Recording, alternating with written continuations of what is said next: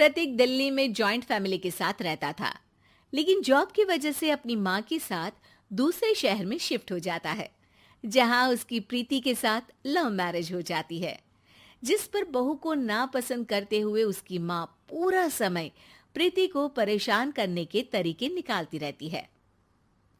प्रीति, कहाँ हो? सुबह का नाश्ता दोपहर में खिलाओगी क्या? इसमें प्रीति और प्रतीक ऑफिस जाने के लिए तैयार हुए कमरे से बाहर आते हैं, जिसे देख सास प्रीति पर भड़कने लगती है। महारानी, तुम सुबह सुबह तैयार होकर घर का सारा काम छोड़कर कहाँ चल दी? जी वो ऑफिस। हैं? तुम ऑफिस जाओगी तो घर में जो सफाई, नाश्ता, खाने का काम है वो क्या मैं करूंगी? माँ, मैंने उससे वादा किया था कि वो जॉब कंटिन्यू कर सकती है। अरे वाह जी वाह, दोनों आपस में सलाह कर फैसले ले लिए। मैं क्या यहाँ बेवकूफ बैठी हूँ? मुझसे पूछना किसी ने जरूरी नहीं समझा? मम्मी, आप फिक्र ना करें, मैं आज ही रेजिग्नेशन दे दूंगी। प्रीति ऑफिस के लिए चली जाती है और अगले दिन से जॉब छोड़ घर के कामों में लग जाती है, लेकिन साथ ही उदास भी रहने लगती है, जिसे देख प्रतीक को अच्छा नहीं लगता। मुझे पता है तुम्हें अपनी जॉब कितनी पसंद थी। आई एम सॉरी प्रीति। अरे कुछ नहीं होता, बस मम्मी खुश रहनी चाहिए। अब प्रीति अपनी सास को खुश करने और उनका दिल जीतने की जी तोड़ कोशिश करती रहती है, पर सास कभी उससे सीधे मुंह बात तक नहीं करती। इसी तरह दिन बीतने लगते हैं। एक शाम प्रतीक ऑफिस से परेशान घर वापस आता है। माँ, चाची का फोन आया था। दादी की तबीयत बहुत खराब है, हमें दिल्ली जाना होगा। पति की बात सुन प्रीति तो पैकिंग शुरू भी कर देती है, पर माँ वहीं बूत बनी खड़ी रह जाती है। लगता है मम्मी अपनी सास से बहुत प्यार करती हैं, तभी उनके बीमार होने की खबर सुन शॉक में आ गई। ये प्यार नहीं, परेशानी है। तुम तो ऐसे सोचो कि अब से जब तक दिल्ली में हो तुम्हारे अच्छे दिन शुरू।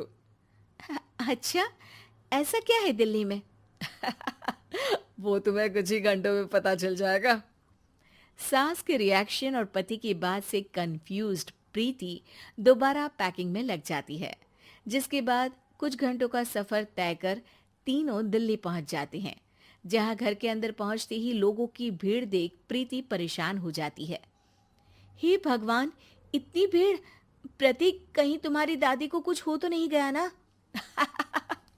पागल, ये भीड़ नहीं, मेरा परिवार है। क्या? इसे तुम परिवार कहते हो? अरे इसे तो जिला घोषित कर देना चाहिए। तुम्हारा परिवार का तो अपना पर्सनल बिग बॉस बन सकता है। हैरान परेशान प्रीति परिवार वाले सदमे से बाहर निकली भी नहीं होती कि सिर पर पल्ला रखे शांत तरीके से सबके साथ बात करते हुए अपनी सास को देख उसे दूसरा सदमा लग जाता है। हाय राम, ये मम्मी का ऐसा भी कोई रूप है? ये तो मुझे पता ही नहीं था। ये तुम्हारी सास का ससुराल है। तभी प्रतीक की बहन बोल पड़ती है। यहाँ आपको ऐसी ऐसी चीजें देखने मिलेंगी जो सपने में भी सोची नहीं होंगी। हाँ, ये कुछ दिन तो बहुत इंटरेस्टिंग लग रहे हैं। सब एक साथ दादी के कमरे में जाते हैं, जहां पहुंचते ही उसे दादी की आवाज सुनाई देती है। क्यों रे, सास से मिलने की फुर्सत मिल गई? दूसरे शहर जाकर छूट क्या मिली? तुम तो भटकता पंछी बन गई। इतने समय में ये तक नहीं पूछा कि जिंदा भी हूं या मर गई। प्रीति की सास अपनी सास के पैर छूती है। अरे कैसी बात कर रही हैं मम्मी, आपको तो मेरी उम्र भी लग जाए। अरे बस कर, ये झूठी उम्र देने वाली बातों का दिखावा ना कर। तेरा बस चले ना तो जो मेरी बची कुची जिंदगी है वो भी अभी खत्म कर दे। अरे बहू कहाँ है? इस पर सास प्रीति को दादी से मिलवाती है। दादी प्रीति को बहुत प्यार देती है। क्यों बहू, तेरी ये सास परेशान तो नहीं करती ना? अगर करती है तो अभी बता दे, मैं इसकी क्लास लगा दूंगी। अरे कैसी बात कर रही हैं माँ जी, भला मैं क्यों किसी को परेशान करूंगी। प्रीति अपनी सास का ये रूप एंजॉय कर ही रही होती है कि तभी चाची वहां आकर प्रीति को अपने साथ ले जाती है। सास की क्लास लगते देख जो खुशी मिल रही थी वो तुम्हारे चेहरे से साफ पता चल रही थी, इसीलिए ले आई, क्योंकि अगर उन्हें पता चल जाता तो तुम्हारी खैर नहीं थी। थैंक यू चाची जी। चाची और प्रीति घर में झूले पर बैठी बात कर ही रही होती है कि उसकी सास भी वहां आ जाती है। मतलब यहाँ सारा काम मैं करूं और तुम बैठी हंसी ठिठोली करो? अरे चलो जाओ खाना बनाओ। सास प्रीति को डांट कर काम करने भेज देती है, जिसे दादी देख लेती है और एक बार फिर सासू माँ की क्लास लग जाती है, जिसे पूरा परिवार मजे से खड़ा होकर देखने लगता है। क्यों रे, मैंने तुझे काम बोला और तू उस बच्ची को परेशान कर रही है। सास की कोई इज्जत रह गई है इस घर में या नहीं?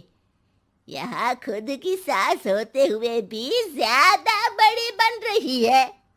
अब नहीं मम्मी जी, मैं तो बस थोड़ी मदद के लिए बोल रही थी।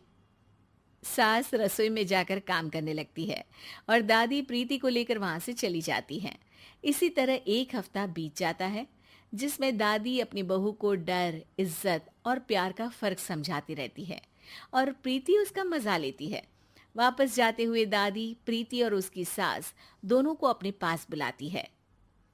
मेरी बहू जिद्दी और अड़ियल है, इसलिए उससे हमेशा सही काम करवाने के लिए मुझे सख्ती करनी पड़ती है।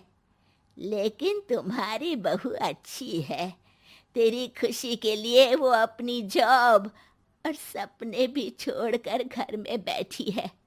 अपनी बहू के साथ प्यार से रहो। और प्रीति, अगर अभी भी तुम्हारी सास परेशान करे ना, तो फिर तुम्हें पता चल ही गया है कि शिकायत कहाँ करनी है। जी, अपनी सास के ससुराल में उनकी सासू माँ के पास।